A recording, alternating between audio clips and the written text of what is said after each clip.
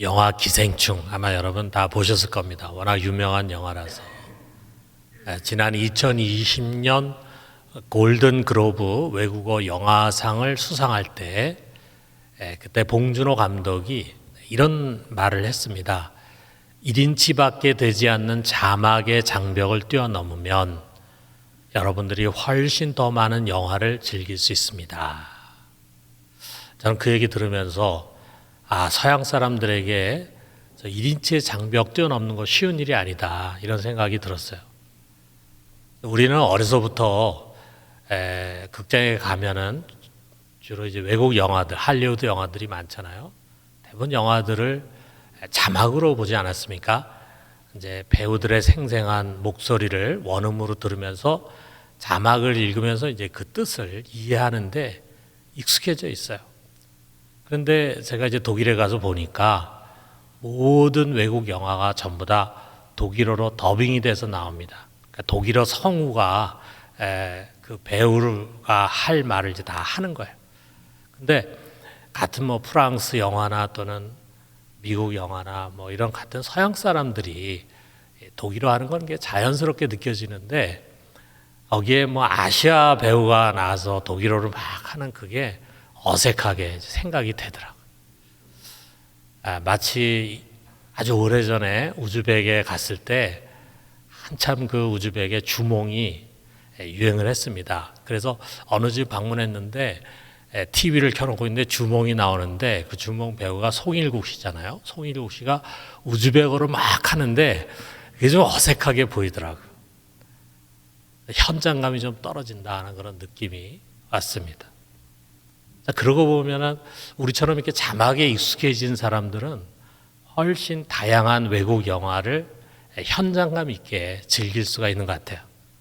그런데 그 별거 아닌 1인치 자막의 장벽이 오랫동안 더빙에만 익숙해 온 서양 사람들에게는 참 뛰어넘기 굉장히 힘든 그런 한계일 것이다 하는 생각이 들었습니다. 자, 이것처럼 우리 사람에게는요, 누구나 자신도 모르게 형성되어서 뛰어넘기 어려운 울타리가 있습니다. 어려서부터 익숙해지고 몸에 배어 있는 것들, 내가 몸담은 사회의 뿌리 깊은 전통과 풍습, 더 나아가서는 그 시대 정신이 그런 생각과 이해의 울타리를 만듭니다. 그 울타리를 넘어서려면 참 많은 수고와 노력이 필요합니다. 때로는 아주 오랜 시간 배우고 훈련받고 성장하는 과정에서 서서히 이것을 넘어서기도 하지만 때로는 뭔가 아주 커다란 계기를 만나면서 그 막혔던 한계를 훌쩍 넘어서는 그런 경험을 하기도 합니다.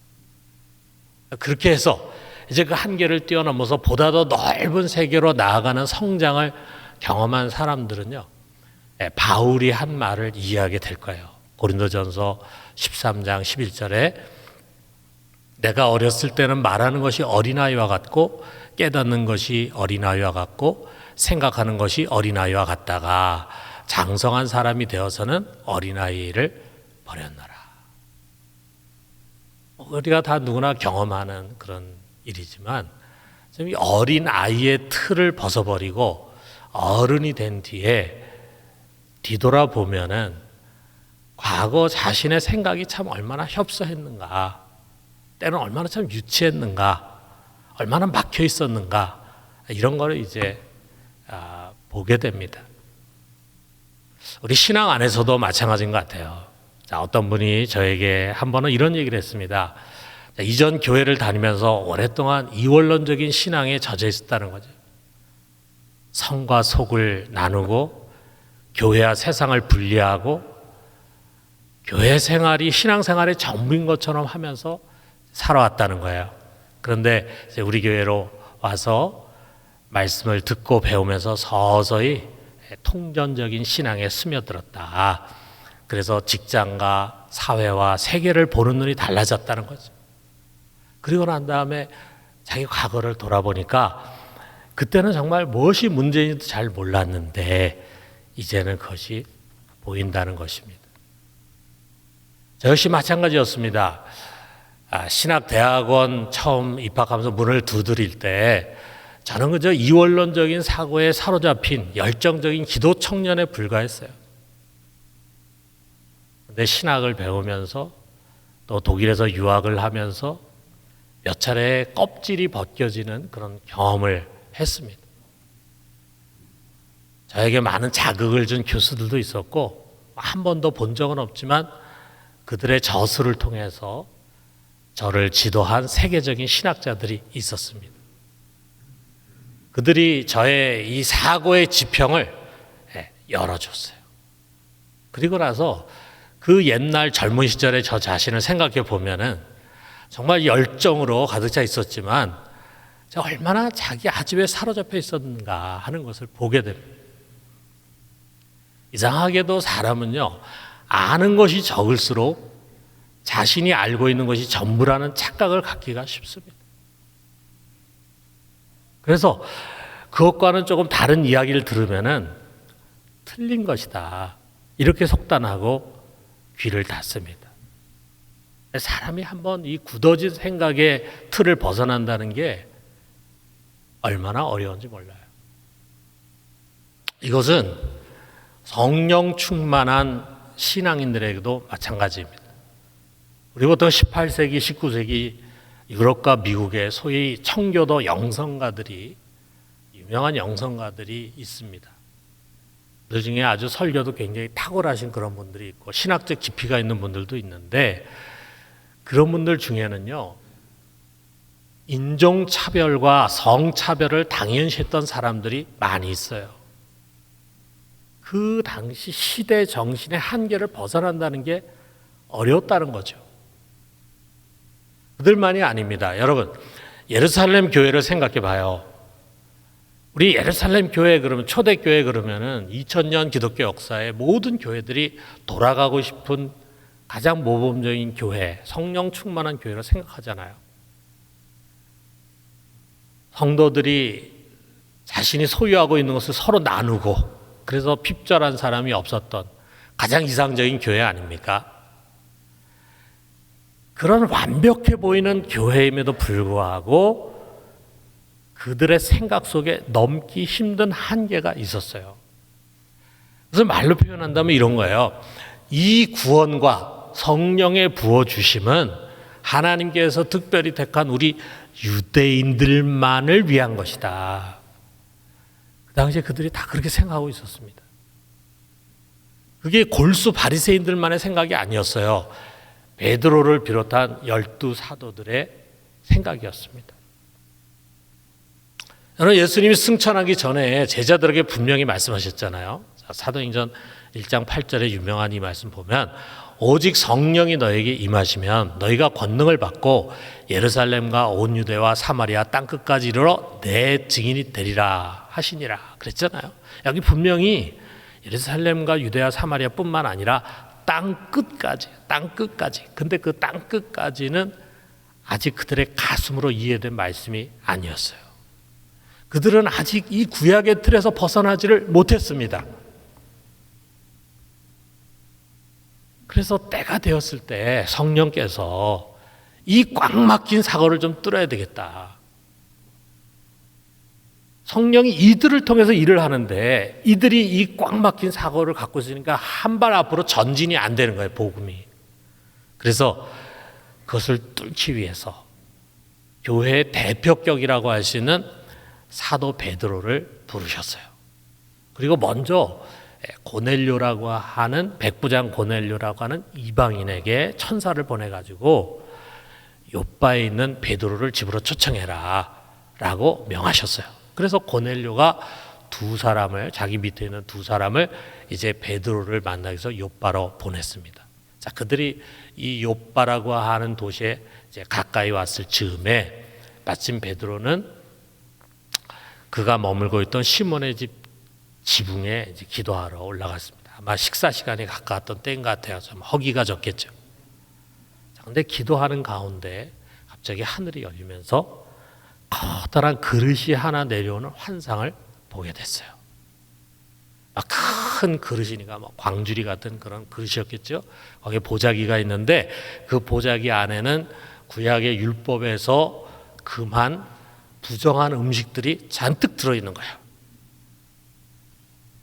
그런데 그때 갑자기 소리가 들립니다. 뭐라 그러냐면 베드로야 일어나서 잡아먹어라 라는 소리가 들리는 거예요. 베드로는 그 음성이 성령의 음성이라는 것을 알고 있었어요. 그럼에도 불구하고 베드로는 단호히 거절했습니다. 14절에 보니까 주여 그럴 수 없나이다.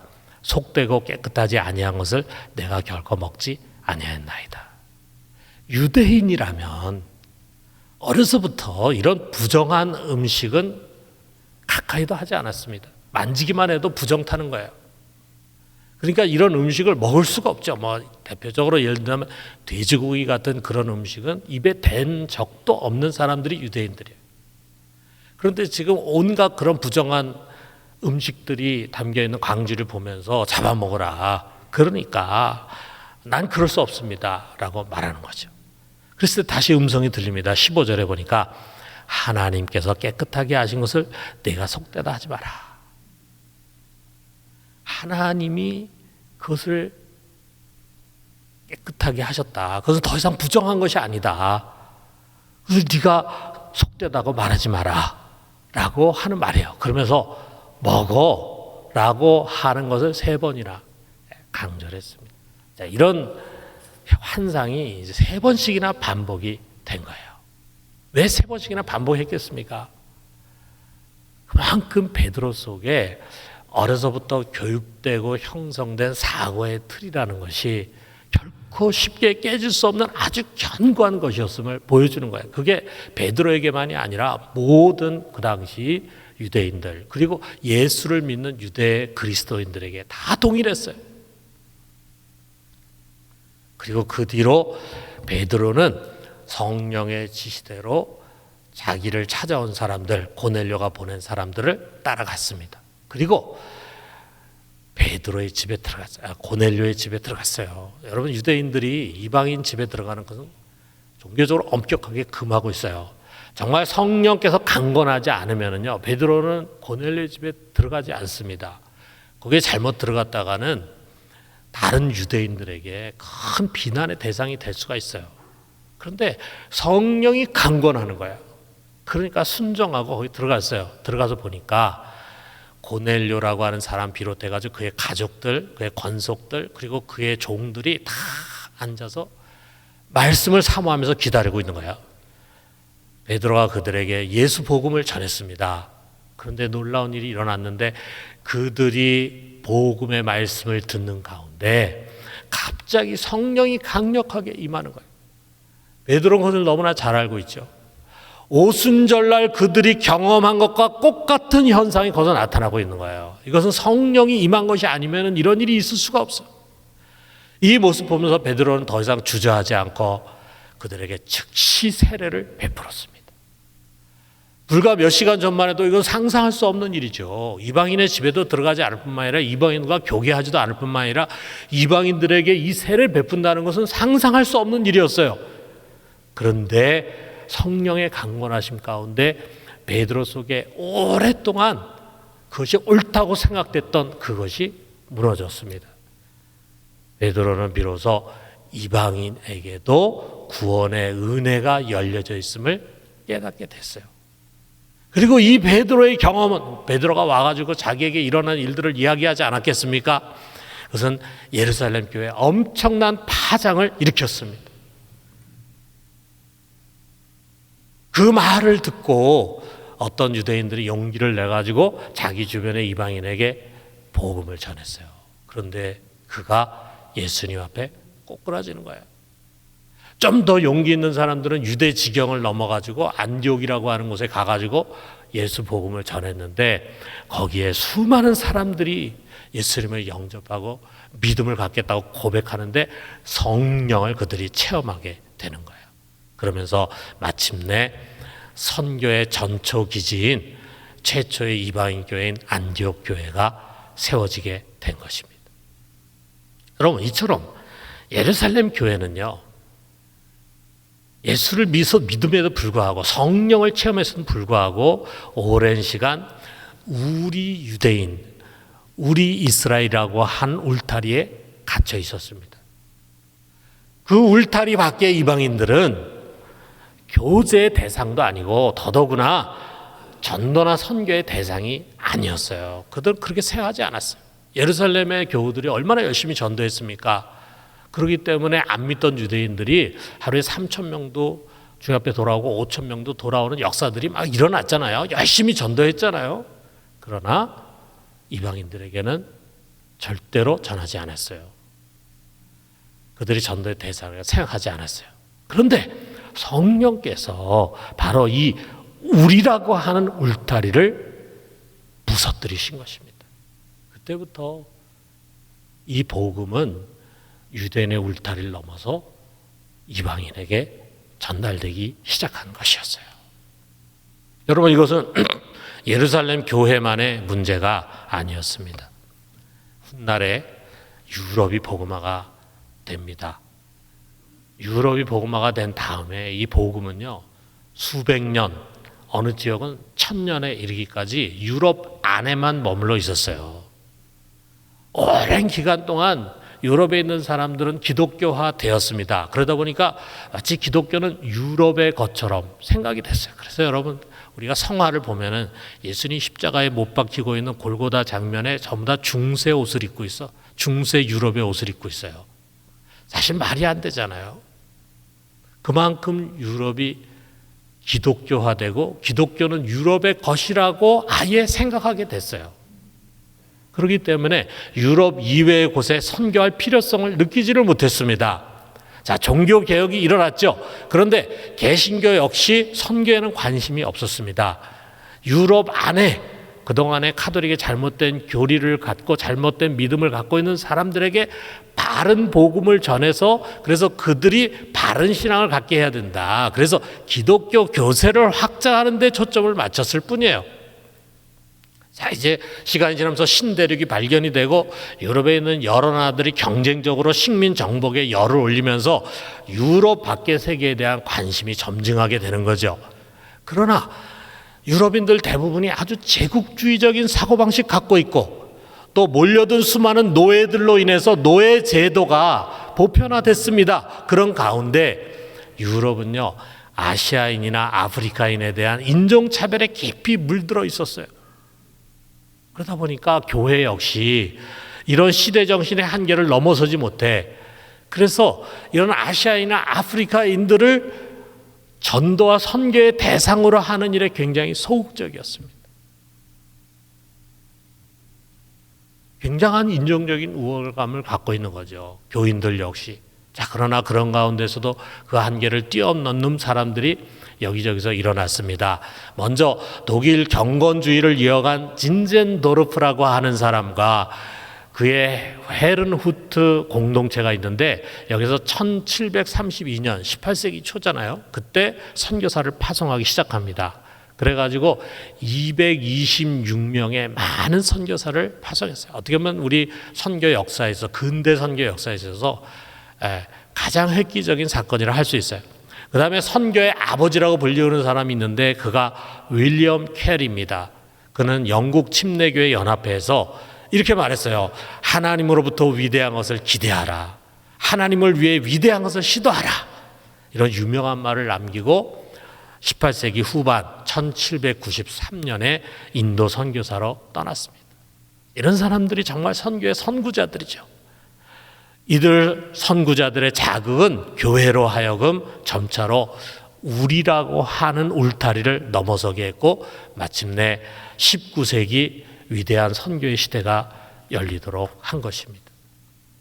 저는 오늘 해외 선교주의를 맞이하면서 먼저 이 우리라고 하는 울타리를 넘어서자는 말씀을 드리고 싶어요. 그러지 않으면은 선교라는 것 역시 우리의 무엇을 위한 선교, 우리 교회를 위한 선교로 전략할 수가 있습니다. 여러분, 선교는 철저히 우리라는 울타리를 넘어서는 복음 신앙에서 시작이 됩니다. 우리나라 사람들은요, 습관적으로 이 우리라고 하는 말을 참 즐겼습니다. 저도 가만히 저 자신을 보면은 이 말을 하는데 우리라는 말을 너무 많이 써. 근데 우리가 분명히 혼자 사는데도 불구하고 내 집이라고 하지 않고 우리 집이라 그러잖아요. 서양 사람 같으면 내 집이라고 할 텐데 우리는 우리 집이라고 말합니다. 이 우리라고 하는 표현 속에 서양의 개인주의와는 대비되는 우리 민족 특유의 집단주의 내지는 공동체성이 담겨 있다, 이렇게 이야기를 합니다. 근데 우리가 다른 한편으로 보면요, 우리라고 하는 울타리 안에 우리가 너무 갇혀 있어요. 우리의 가정 당연히 우리가 잘 지키고 잘 세워가야 되죠. 그런데 우리의 가정 안과 밖을 나누는 울타리가 너무 견고합니다. 가정 안에 우리 가족들을 위해서는요, 아까운 것이 아무것도 없어. 그런데 그 울타리 밖에는 너무 인색합니다. 너무 계산적이고 심지어는 무관심합니다. 교회도 그래요. 자, 우리가 이렇게 부산 중앙교회와 같이 한 지역교회를 건강하게 세우는 것이 하나님 나라에 있어서 너무 소중한 일입니다. 당연히 중요하죠. 그런데 그 우리 교회가 너무 중요해요. 우리 교회 성장, 우리 교회 건물 등등 우리의 관심사가 너무 여기에 머물러 있어요. 우리 교회 울타리 밖에는 사실 별로 관심을 두지 않습니다. 옆에 교회에 무슨 일이 일어나는지, 옆에 교회가 문을 닫는지, 큰 위기 가운데 봉착해 있는지 이런 거 별로 신경 쓰지 않습니다.